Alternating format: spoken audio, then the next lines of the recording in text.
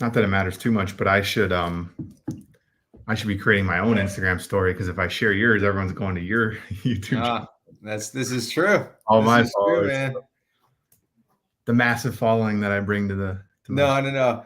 I think soon, if I think when you're comfortable and I'm comfortable and we formally just commit to like every Thursday at this time, you know what I mean? Yep. We can Yeah. just announce that, you know? Exactly. Yep. But I think this is smart though. This is like very methodical, make sure it's working for us, and then it is, you know? Yep. Yep. So Awesome. Well, as people roll in slowly, today's topic, Jonathan, you want to announce it? sure. Yeah. So I think it's actually good timing. We're going to be talking about prep and pack. And this is a really important part of Amazon. There's no way around it when it comes to arbitrage. I actually literally just um, started sending product to a new prep center. So a lot of the questions I asked like my first go around versus now has changed. I'll freely talk about like what even made me decide to look for a new prep center. And I know we've talked about this. I still prep and pack some stuff myself, and I think some of it absolutely makes sense. Now we all have different scenarios, but basically we'll get into all this. But the main point is we're going to touch on pros and cons and the all the nuances and kind of the thought process, big picture stuff of prep centers and everything prep and pack. Yep. Yeah, like you said, there's just so many different aspects of it. You have to do it, and I think we probably both started with Seller Central back in the day, right? Learning how to Yeah. send products in, print the labels. I used to have the 30 up sheets. Now I have a Same. Rolo printer, Same. right? So yeah, there's a lot to it, and we've kind of gotten really good at making the most efficient way possible. And there's some philosophies that we share that others might not. Right. But again, I think there's some benefit to understand that, why we do what we do.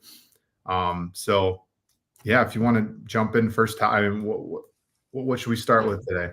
Yeah, well, what I think first off is again preface, there's not a one size fits all, but something that I want to talk on, and you kind of alluded to it, is that I understand that for some people there's higher value tasks than prepping and packing. Okay, but something that I want to get out of the way is that that's not the case for everyone, especially from just a dollar and cents perspective. Now, I'm not here to argue with anyone that their time is worth a certain amount or time with their kids is worth a certain amount. Like, I can't win that argument, right?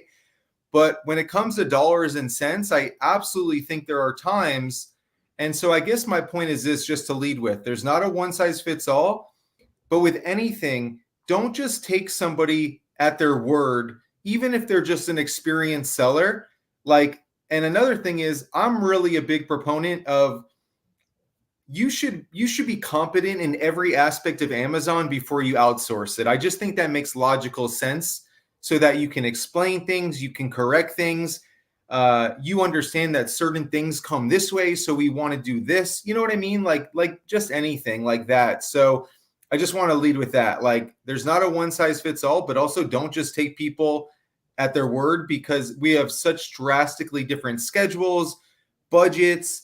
For the college kid who has 10 extra hours a day and is wants to make a couple extra bucks, even if they use a tax-free state, it could be more beneficial to them to prep and pack and save some money that way. So like, we'll get into that stuff, but that's what I wanted to lead with, and I know you kind of feel the same way to some degree. Definitely. Yeah. I mean, it's like you said, it's not a one size fits all. I've done it both ways, where I have completely sent every item, no matter the cost, to my prep center. And I have two prep centers, actually, one in Montana, one in Delaware. And they're both great prep centers, right? You just have to vet them out. And I mean, it's really, you can just Google, right, companies that do Amazon prep work.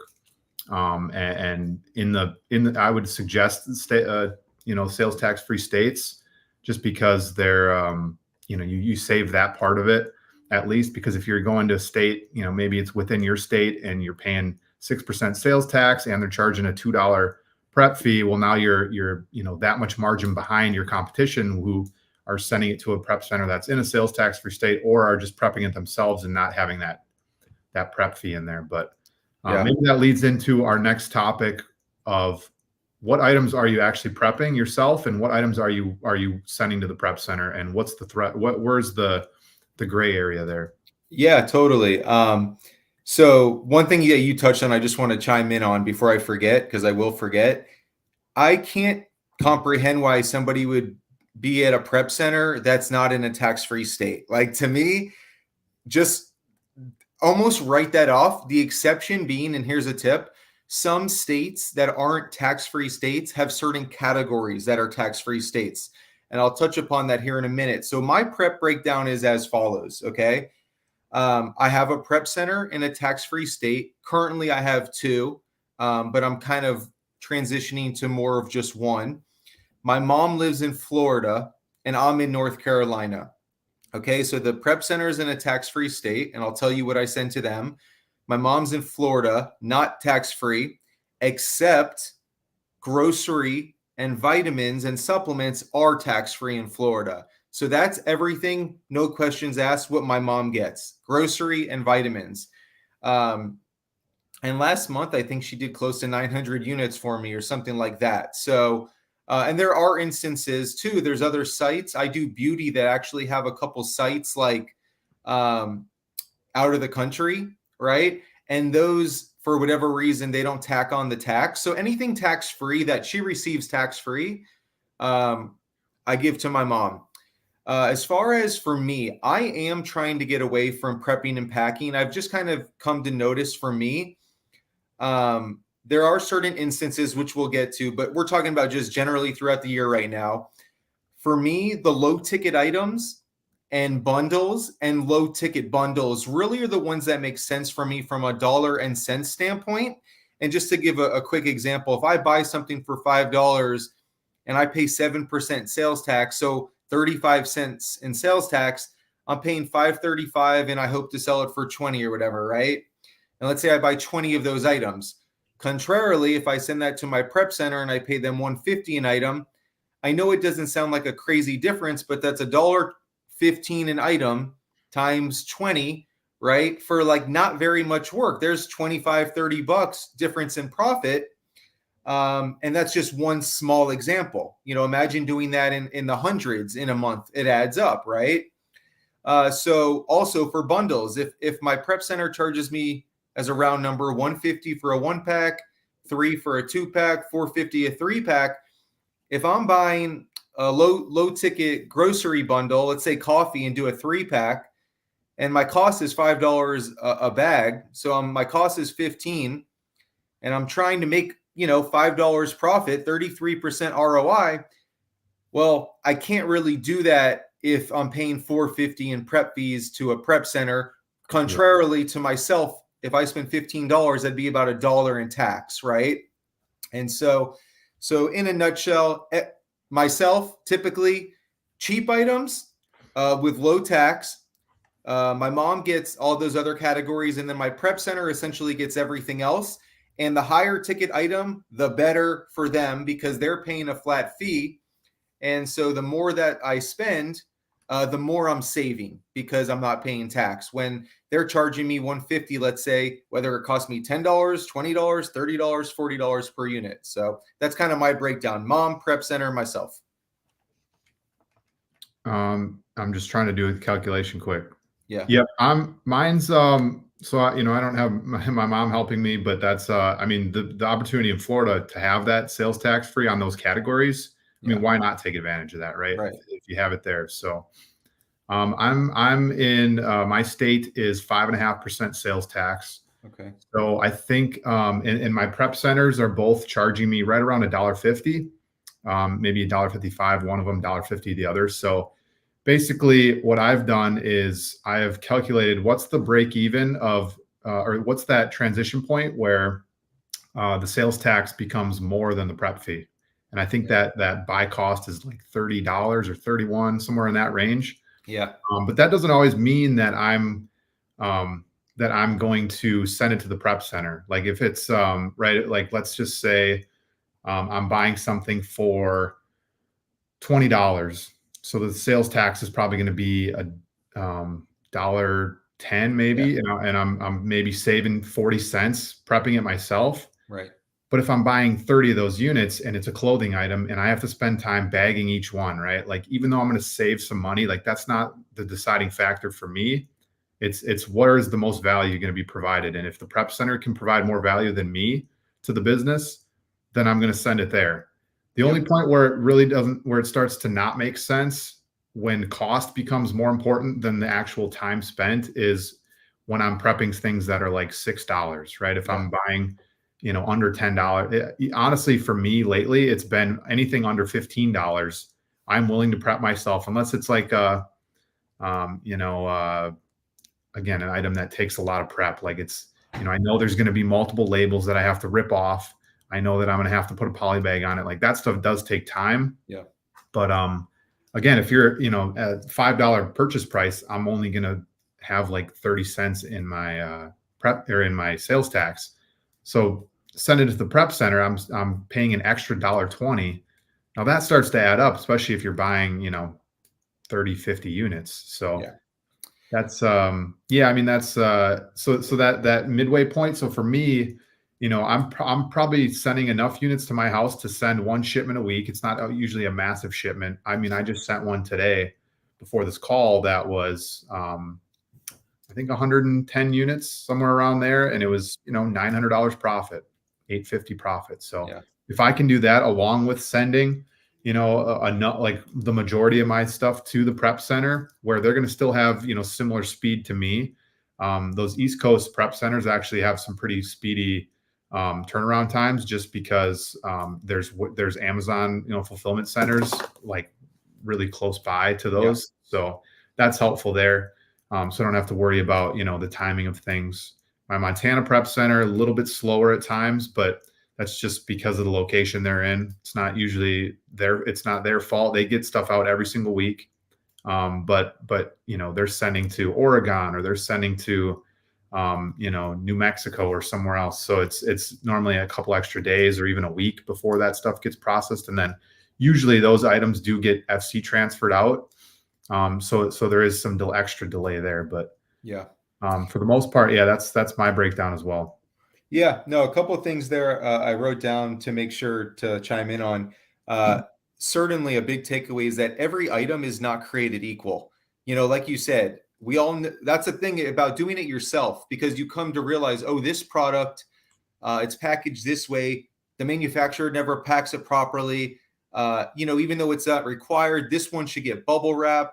This one should be packed this way. So, they're not created equal, and frankly the harder they are, the more valuable it is to send to your prep center for the most part, because that's one thing. Another thing is I'm at a some of us are limited by physical square footage. Another thing to consider is, like, for me, I found that it's just like I like a cleaner work environment. I'm happy to prep and pack. I've done it, right? And if it makes sense, but for me, one thing I forgot to mention earlier that I don't, regardless of price, cheap or not, if time is of the essence, like really important, Q4 or like out of stock item that I really want to beat them, I don't think there's a faster way than myself, to be honest. And that's just kind of the reality of it. I will say something I really like about my new prep center. They're not too big yet. They came by way of referral, and we should talk about how to find them and stuff like that, and we will. Yep. But it's weekly. So like if I knew my prep center was cranking them out guaranteed like once or twice a week, I probably would never touch a product, because I do feel like at this stage I have the skill set and the capital and the time to put it towards other things. But if something's sitting for 2 weeks at a prep center, for a lot of items when it comes to OA, it's just not going to cut it. Like, keep this in mind too. Because speed is really important for a lot of products, your prep center might save you on taxes, but they're going to lose you money on the profit of the item because of the speed. That's something you have to weigh too. And that's why it's never a one size fits all. And also why you should really shop around to find the right prep situation, because the fact of the matter is this, I'm sure you can relate to this. Time is really important. I'm not saying with every product of mine, some of them are replenishable, some are not just based on time, but a lot are. A lot are. And like something, again, sitting for a week or two can really make or break you, even if it's saving you. And another thing I want to mention before I forget, it's very easy and it's smart to break down. Like you said, at $30 is your break even per unit. And for me, because 7% and let's say 150, that's about $25. Okay. Mm-hmm. But that it's kind of like when you buy a product with, you follow your ROI parameters to keep you on track. That's a good indicator to keep you on track. But really, it doesn't matter about the per unit. It matters about your total spend. So like if you spend, $10,000 a month on inventory and you have 7% sales tax like myself, well, that means I would spend $700 a month on tax. Or if I were to divide that by 150, I should have gave myself a layup of a number. I think that's 450 units or something like that, right? Give or take. So the point being, even if it doesn't make sense sometimes on the individual unit, it could still make sense in the big scheme of things. Because ultimately it matters what your total spend is, not just every unit. Every unit's kind of just to keep you on track. You know what I'm saying? Yep.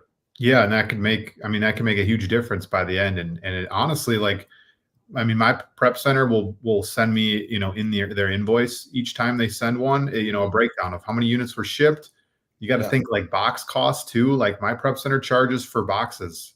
So it's, even if it's a large box, $2-3. Yep. And you got 3 of them per shipment. Well, there's an extra, $8-9, and maybe you just have a hoard of boxes from orders in your basement that you can use, and you're not really paying for them technically. Yeah. So, you definitely want to understand your cost and big picture. What's going to get you the least amount of spend on the unnecessary or the things you don't want to have to spend on. So, and then like you mentioned, it's just.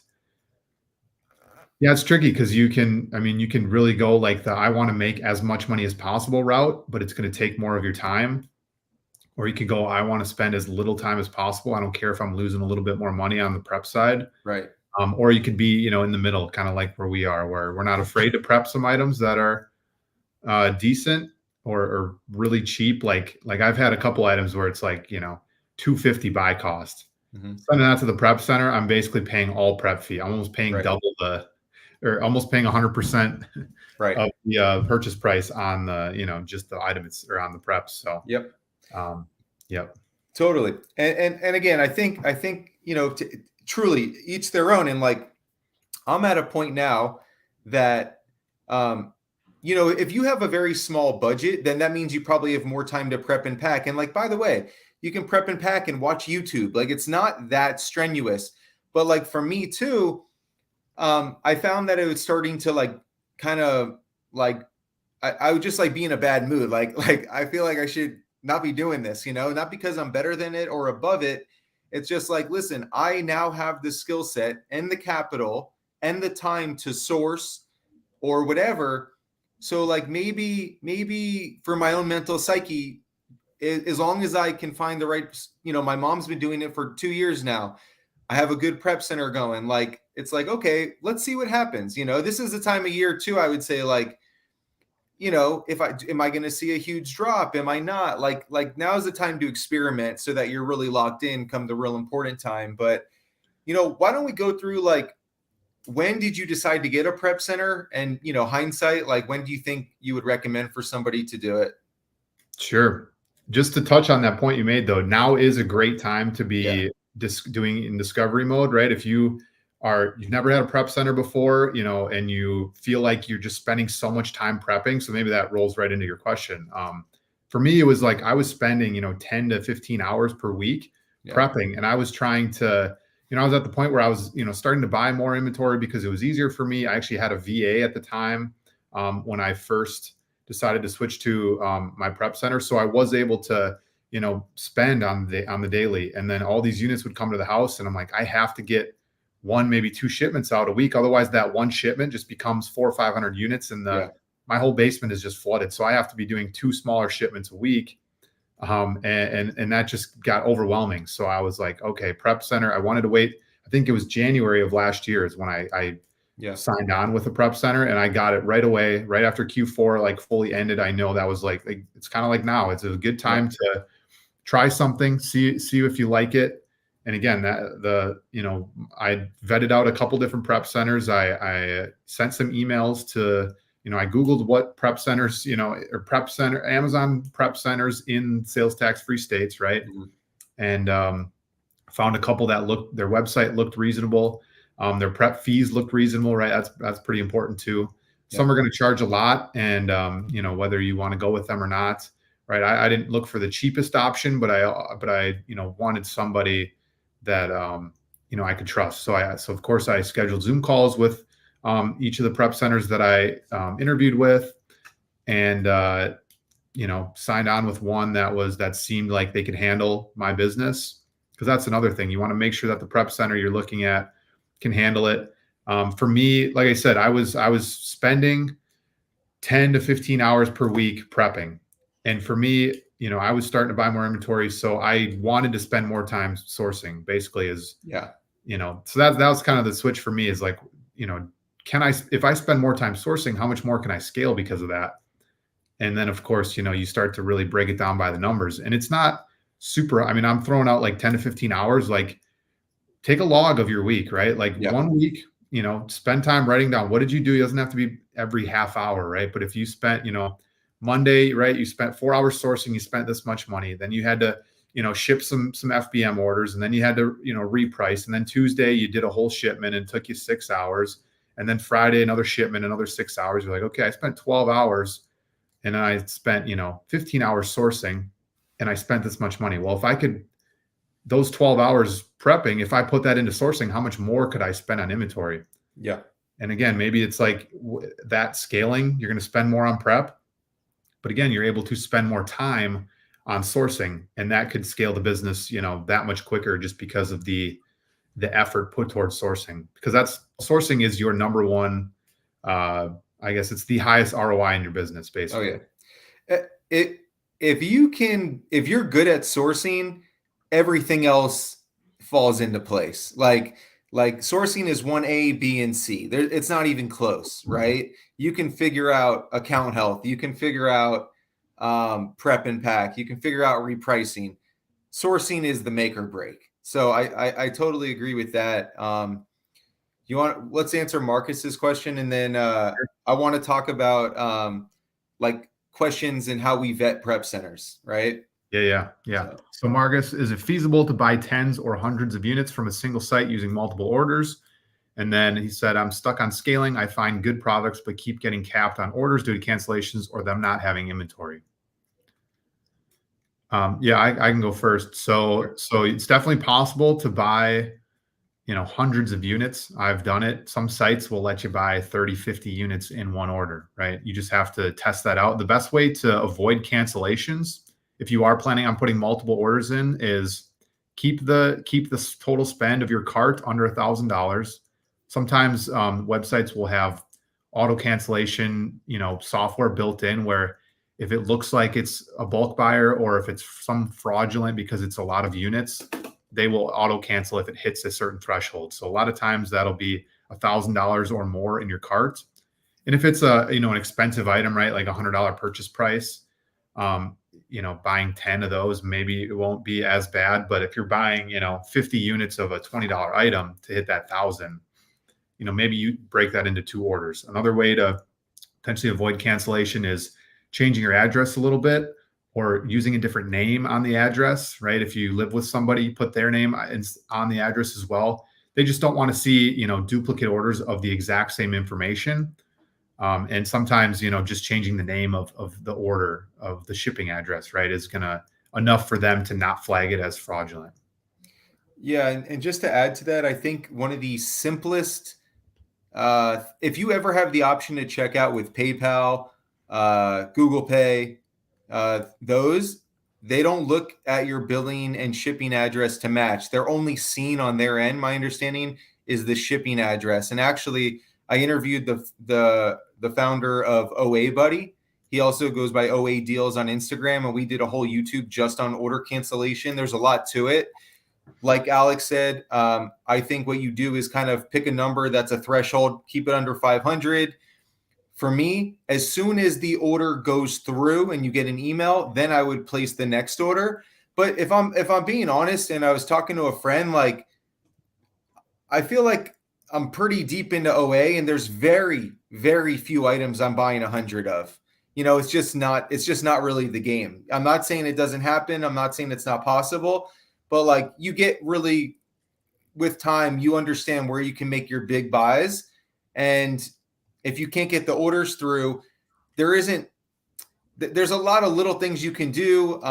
You can start using like VPN like VPNs and stuff like that. But ultimately, I would say there's only so much you can do in that department. Just find more products that you find 5 that you can buy 20 of instead of 100, and you have a better chance of them all going through, and you'll be a better overall seller with time. I know that's not the answer everyone wants to hear, but when it comes to OA, I don't know many people going that type of deep consistently, to be honest with you. Yeah. No, I agree. I mean, like I said, there's only a couple like products I've ever gone, 300 to 500 units deep on.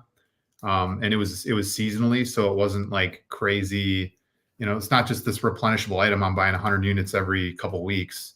But yeah, another thing to think about too, if you are getting that order cancellation email, send an email to their customer service, tagging your order and just asking why it was flagged or why it got canceled. And sometimes they'll say, they'll give you the actual reason why it was canceled. It could be just, the order was too big, or, they might tell you the shipping and the billing address didn't line up or not the same. So if you are shipping to a prep center on certain websites and your billing address is your home address, sometimes you can get an order through by putting, your shipping, like ship it to your house. Don't ship it to the prep center.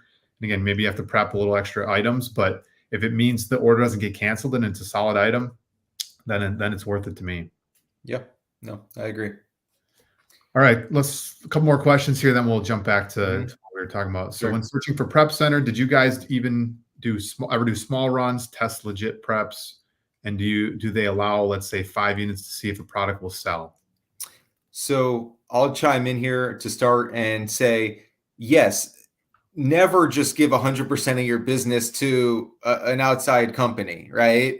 Like always test. Now, for me, and we'll talk about this, but like, if I don't feel comfortable enough to think they're legit, we're not even starting this process. For me, they come by way of referral, and then there's an interview process, and you kind of know what you're looking for. You can just tell. But even that being said, I wouldn't just send them 1,000 items, not even close. I would send them 100. Let's see how quick they get it out. It's a new relationship, and Amazon's really wild. Like, you buy this thousands of dollars, you ship them across the country to a stranger you've never met. You're trusting them to prep and pack it. You're giving them access to your account. You know what I mean? Like, it's crazy. So absolutely test the waters.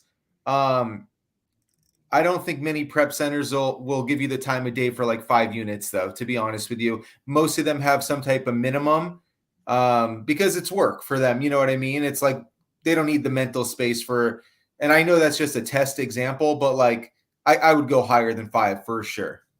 And per you, like, right, like if you're test buying something, like that's fine. Just don't send them one product, one ASIN, right? If you're, send them like a week's worth of purchases, whether that's like 50 units, 100 units, see how quick, then prep some things yourself in the meantime, right? See how quickly they get the stuff out the door. Is there an error in the shipments? I've only had a couple shipment errors from preppers at prep centers where they said there was 80 units and there ended up being 79, whatever, that kind of stuff. But, you should be vetting them out pretty heavily at the beginning before you even, sign any contracts or sign on with them, because you want to make sure that, they're not too big of a prep center. If they have too many clients, and then it starts to be like right away, of course, they're going to get your shipment out fast because you're a new client. They want to impress you.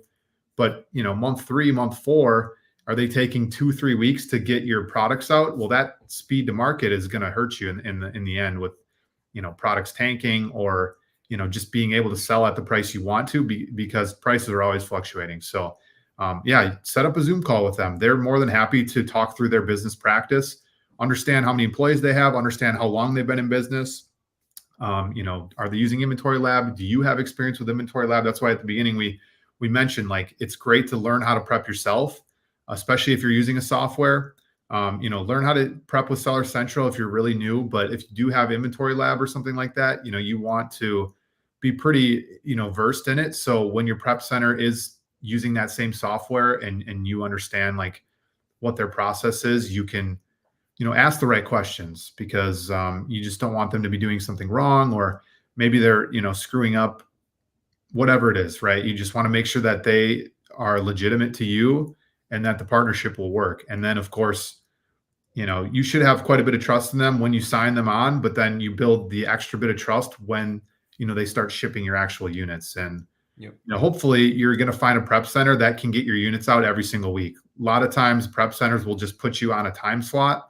Like for me, my prep center has me on Thursday. So every Thursday, I know, like, I get the notification on Inventory Lab that shipments started, right? And shipments done, ready for carrier. So I know they're working on it every Thursday, whether it's, some of my products maybe didn't show up, all by Thursday.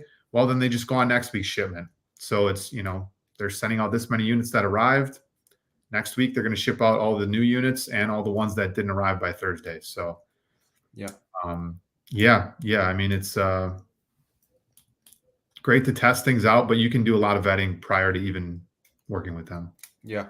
You hit on this, and I think it's important. Like, let me at least share my thoughts on like vetting out a little bit. I know you did a Google search, and I know it's easy for me to say now because I post and stuff, but like, even if you don't post, I would feel free to message, whether it be myself, Alex, or just other Amazon sellers.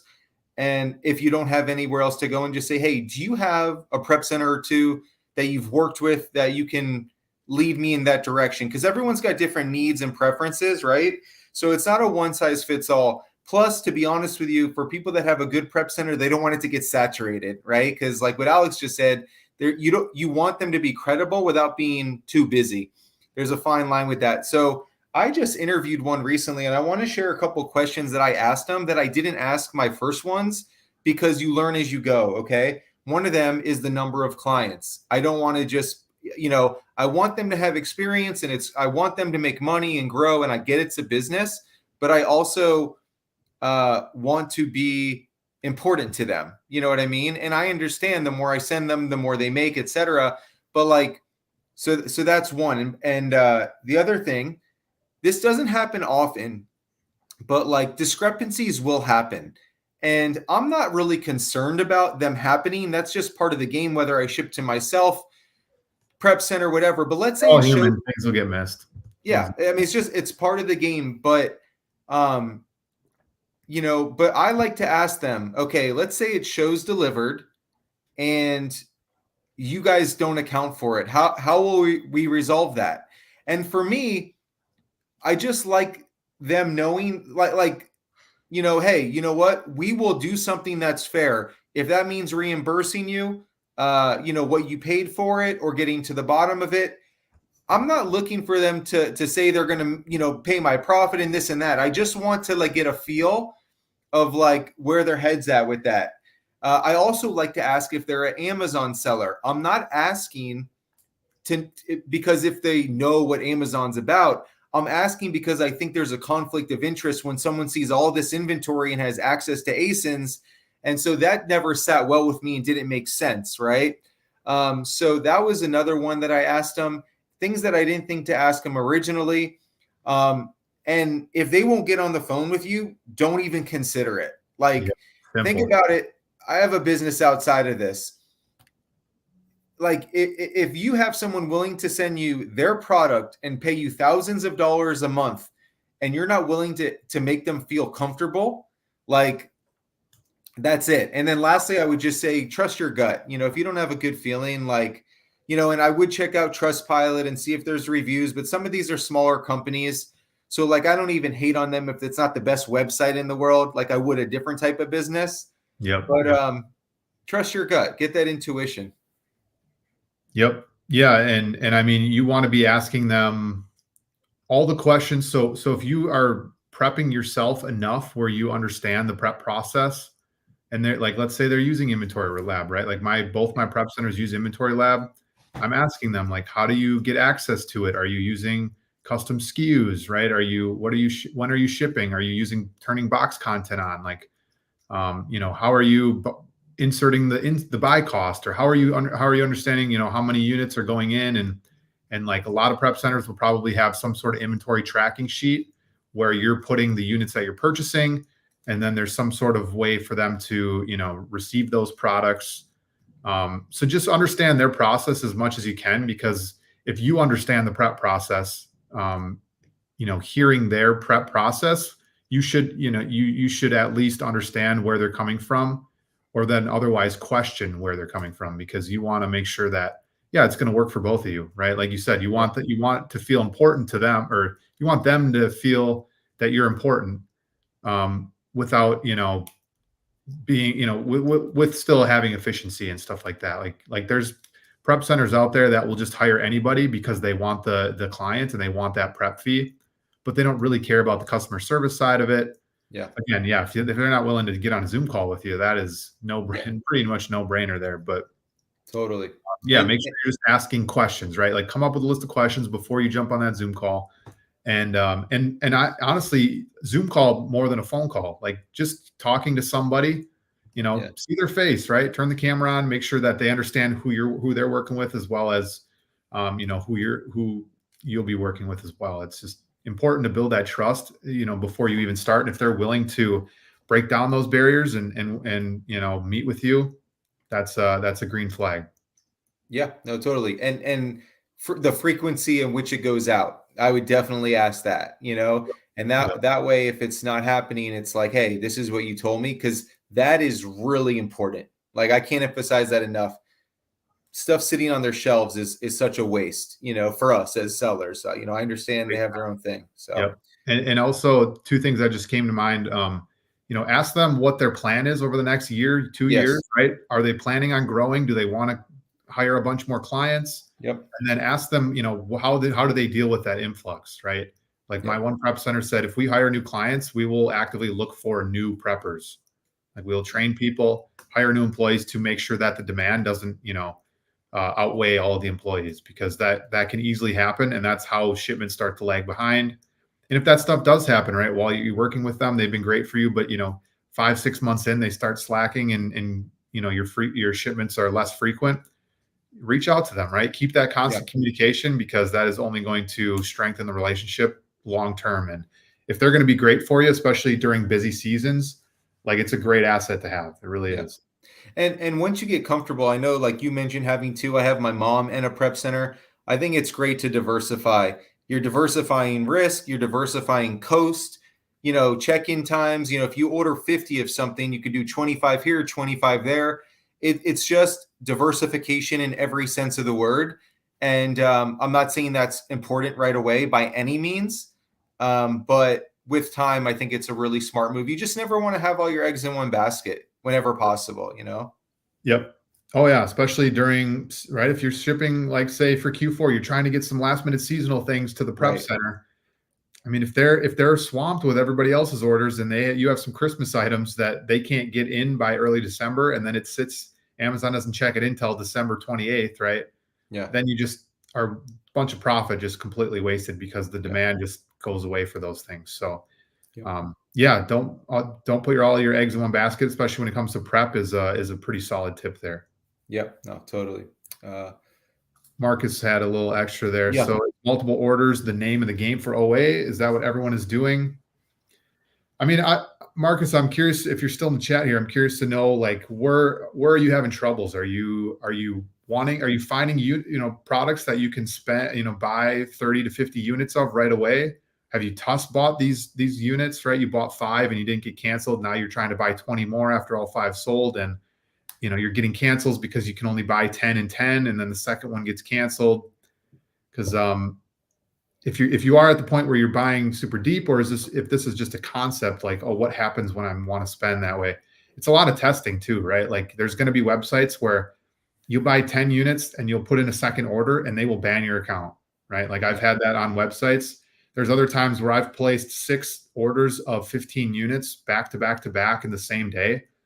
And didn't get one canceled. They all shipped within the week and my account is fine. So Yep. it's a lot of testing, understanding which sites are good to ordering deep. And if you have, you're sourcing from these websites that are canceling a lot of orders, time to switch up the website, right? Yeah. Like pivot, look for different products, look for different websites, stick to websites that haven't canceled for you in the past. And that's a great place to start, I think. Yeah, and I don't know the backstory like you just kind of alluded to, but I will say the feeling I get, and please don't take this the wrong way, it's that I remember being early on. I think a lot of people go through that, and they see a product and they're so eager to buy a lot of it because it could take hours to find one winning product when you're new, and you just want to go super deep.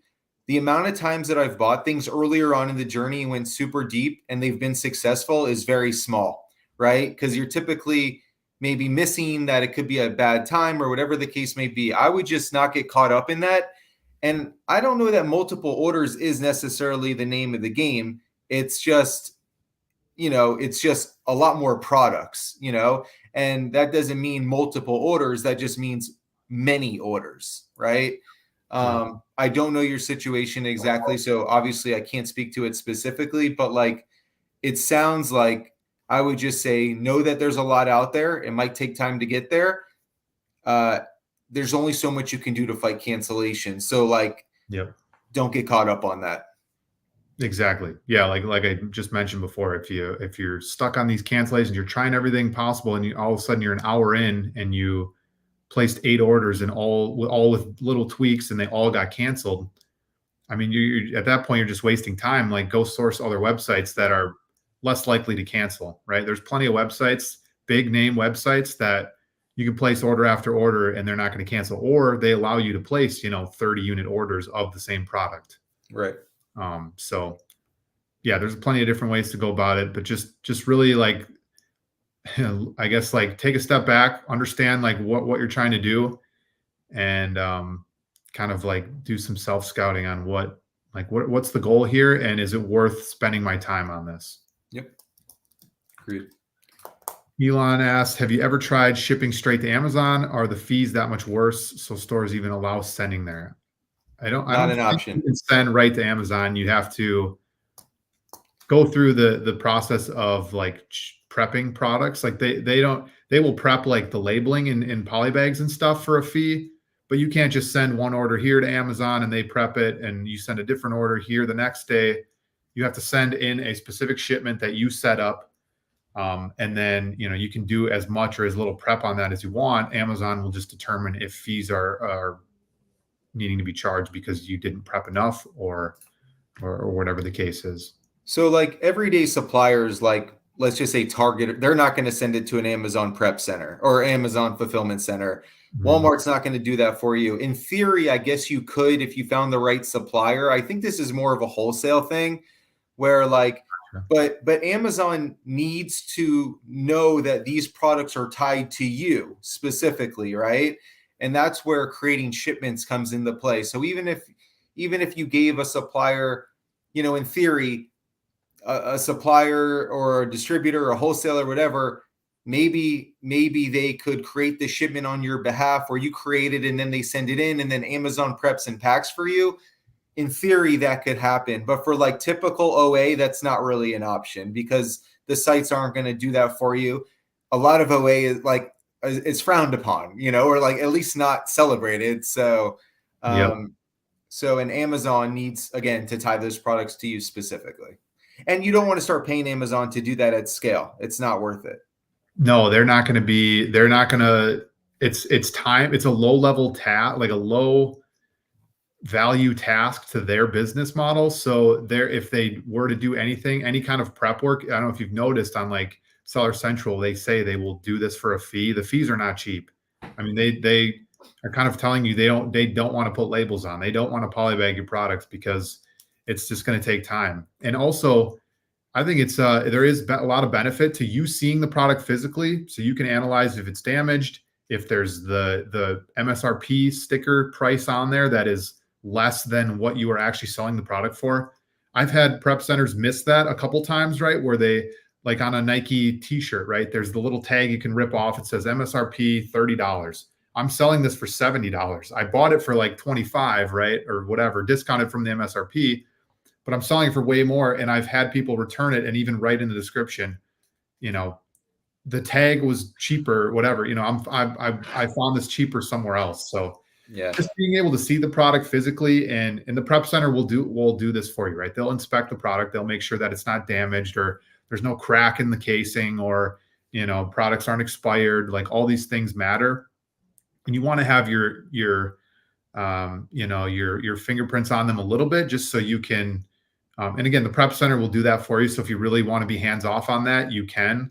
But yeah, Amazon is just worried about fulfilling products. They're not trying to prep, you know, as much as you might think. Yeah. Well, 45 minutes in. If you guys have any last minute questions, we'll maybe stay on for a few more minutes here. But otherwise, any last thoughts while we're waiting for questions on prepping? Yeah. No, I think we covered it a lot. I think I'll round out with like what I kind of started with. You know, when you hear that it's not worth your time to prep and pack yourself, that's the assumption that you have the capital, skill set to spend that time that you would prepping and packing to generate income in lieu of that. Now, whether that be with Amazon or something else. Now, again, I can't speak to what you do with your personal time. I personally believe it's very beneficial early on. I think you try to make it as enjoyable as you can, and you'll kind of know when the time's right. I think for a lot of people, it's like, you know what? I'm spending a lot of time. My time could be better spent. But early on, it's hard to find products and you might not have the capital. So it is worth your time, you know, and like, so not a one size fits all. When you do go prep center, I highly suggest going tax-free and then ask them a lot of thoughtful questions, get referrals, and never put all of your eggs in one basket. You know, some people get so eager, they're just like, take it all, right? Ease into it. Maybe 25% of your product, then 50, then 70, whatever, you know, like be methodical with it. It's not worth that initial rush just because you're tired of doing it. Yep. And if you work with the prep center for a month and just, you know, you just don't find it the right fit, like you can sever the communicate or the connection there, and, you know, just say, hey, I just don't think this is working, and reach out to a new prep center. Like, start the process over. Yep. Don't feel like you're stuck with them. A lot of them don't make you sign like year-long contracts, right? You're not locked in. You can stop at any moment. They just want you to send a certain amount of units per month. If you're not reaching that, again, maybe they'll reach out to you. But yeah, my summary is kind of like, you know, if you're completely lost on, you know, maybe you're spending too much time prepping, or you're looking for that, you know, that little bit increase in efficiency, the prep center is a great idea. But just understand the numbers, right? Use statistics, use your own statistics within your business to really understand if it makes sense to use a prep center. For me, like I said, that sales tax for me, 5.5%, that break even where the prep fee of $1.50 becomes cheaper than the amount of sales tax I would pay on a product is like right around $30, $31. So figure out that number for you, and then understand, like, if I'm willing to pay 30, 40 cents more for that prep fee to save me maybe 30 minutes to an hour of prepping it myself, is that worth it to you, right? Like, understand that information, and that will help you, right, be more efficient in your business. And it's not always money efficiency. It could be time efficiency is huge, and that might be way more valuable than saving a few bucks here and there. So that's my sense. And let me just chime in two last thoughts that I had. For one, we talked about my mom prepping and packing. I can't vouch for it enough. If you have family or friends that are willing to do this, it's great. You're their only client. You can be direct and honest. You can say something like, hey, this is a really important item. Can you please get this out ASAP, right? Like, it's gone incredibly well. And you can train them exactly, you know, right, the exact way you would do it. They don't know any other way. So that's another easy piece. So I would definitely start with friends and family. I think it's or if you have the opportunity, especially tax-free state, or they're willing to just take less and, whatever. That's something to consider. There was something else I was going to mention, but if it doesn't come back to me, that's okay. I definitely wanted to say the friends and family thing. Yep. That's great. And again, I think we mentioned it way at the beginning, but if you're paying for sales tax and a prep fee, yeah, that's not ideal, right? You're missing out on margin that most other people aren't paying for. So Yep. the just be smart about it. And you will see a difference when you do get a prep center, because you'll have more time to actually work on the highest ROI tasks, which are sourcing and looking for products, purchasing products. I mean, that's super important. And thanks Marcus and Elon for the questions and the comments here. Elon says, thank you. So cool. Great answers from Canada. Looking for prep centers in America. Definitely finding the best ones. Yeah. Hopefully if you have any questions, rewatch this live here. We did go over a lot of ways on how to find prep centers, how to, vet out some good ones. And then, our DMs are always open, so you can, reach out to us if you have any other questions about prep centers, because we both have had prep centers in the past and we currently have them. So we have some great experience there. Any last words? I think that's it, man. That was solid. Awesome. Well, thanks everyone for watching. We will see you next week with a different topic. But if you guys enjoyed, like this video, like both our, go follow Duke Does Amazon, follow AC Flip's YouTube channels. We both post great Amazon content, very educational, very valuable. And we'll see you guys next week.